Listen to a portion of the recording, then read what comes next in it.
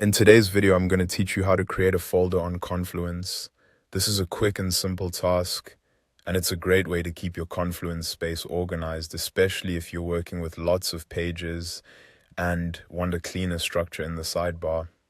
To get started, open the Confluence space where you want to add the folder.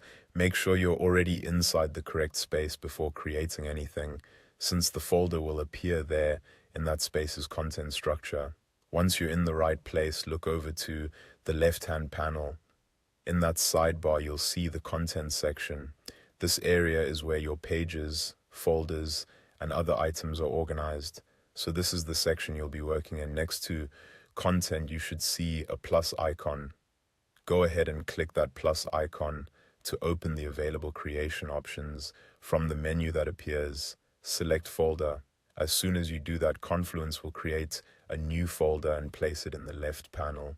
At this point, the new folder will usually appear ready to be renamed. Type a clear, descriptive name for your folder so it's easy to recognize later. It's a good idea to choose a name that reflects the type of content you plan to store inside, especially if multiple people use the same space. Once you've entered the name you want, press enter to confirm it. And that's all there is to it. Your folder is now created and visible in the left-hand panel of your Confluence space. If you're organizing a larger workspace, taking a moment to name folders clearly can make navigation much easier for everyone. A simple naming convention can also help keep related content grouped together and easier to find over time.